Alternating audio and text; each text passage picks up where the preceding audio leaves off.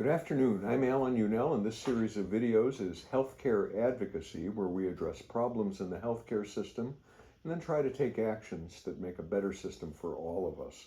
We're going to be talking about rural healthcare, especially maternal and infant rural healthcare. But before we get there, down below in the YouTube description box, you'll find a link to the Healthcare Advocacy newsletter that is the text for today's video.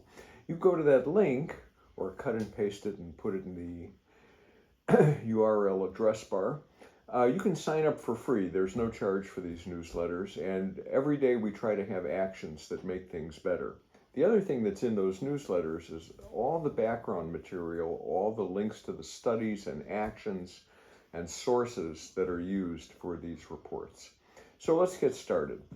Between 2012 and 2022, about a quarter of all rural hospitals in the U.S. stopped providing obstetric services. That impacted about 267 communities. This trend of closures is caused by a number of overlapping problems, including the high fixed operating costs for these units, low volume of births, a lot of people have moved to the city, and difficulties in attracting and retaining OB-trained clinical staff, all of which is made worse by inadequate reimbursement for labor and delivery services. The proposal, titled Keep Obstetrics Local Act, this just showed up in Congress a week or so ago, would increase Medicaid payment rates for labor and delivery services for eligible rural and high-need urban hospitals. It would provide standby payments to cover the cost of staffing and maintaining an obstetrics unit at a low-volume hospital. You can sort of think of that as a global budget thing for those of you familiar with universal health care. It would also create low-volume payment adjustments for labor and delivery services at hospitals that have low birth volumes and require all states to provide postpartum coverage for women in Medicaid for 12 months. And there are other features as well.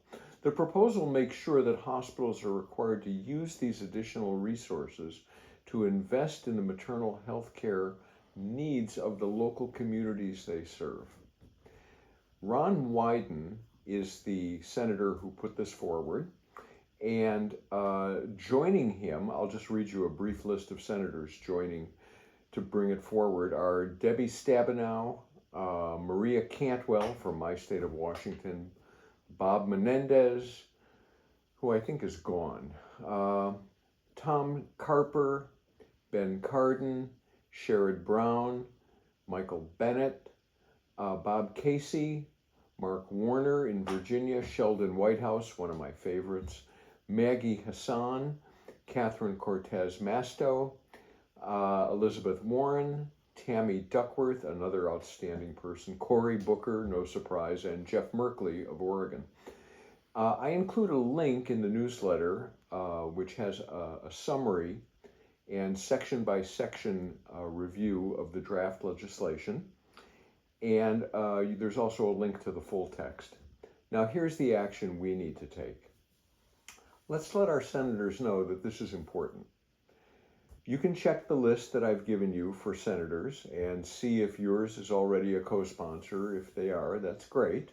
You can send them a note or call them and say thank you. Otherwise, you can ask them to co-sponsor and actively support the Keep Obstetrics Local Act to keep staff in place in rural and safety net hospitals that do offer obstetrics care.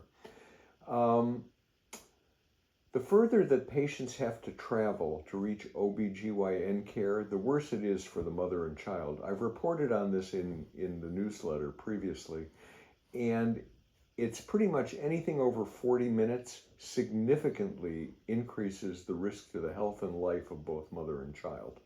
Anyway, there's a link to get in touch with your senators, which I'll include in the YouTube description box, or you can use ResistBot, my favorite tool, on your cell phone, and it's super easy. All you have to do is send a text message to 50409, and here's the message: sign, SIGN, space, PROZXY.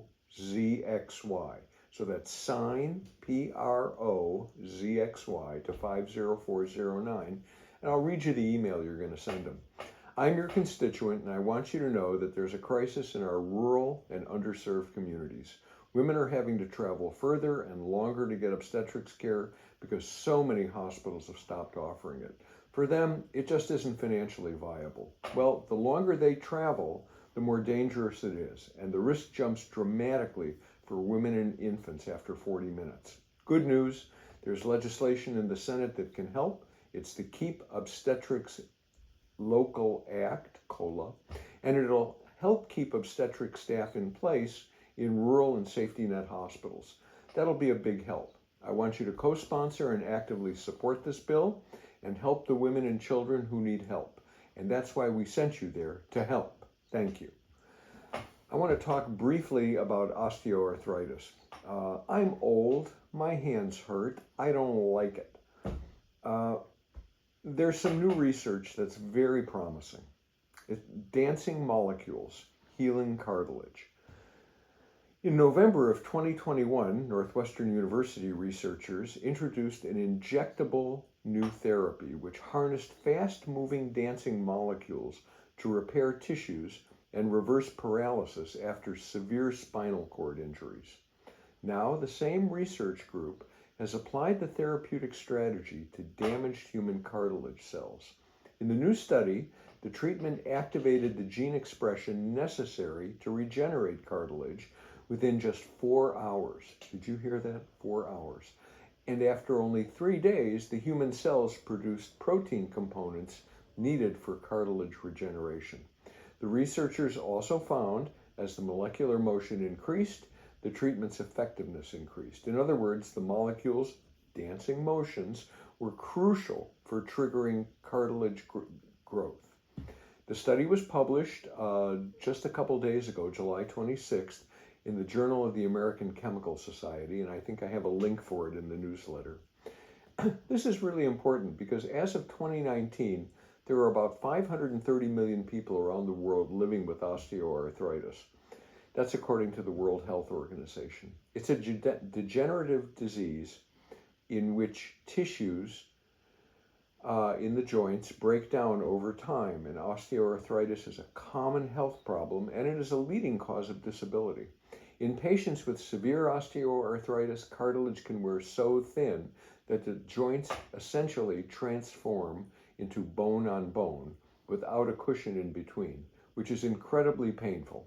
Patients' joints can no longer properly function. I've had any number of friends, my wife included, who've had to have joint replacement because the joints no longer worked. Well, this therapy has the potential to repair cartilage in the body. Good news, animal tests are underway. Watch this space. I am really hopeful. There is a link to the report from Northwestern University in the newsletter. Okay, that's what I've got for you today. Like, share, and subscribe somewhere down below in the YouTube description area. You can get the free Healthcare Advocacy newsletter sent to your inbox every day. Just go there and subscribe. You can also send me comments in the YouTube area or at healthcareadvocacy1, all one word, at gmail.com. Thanks. Talk to you later.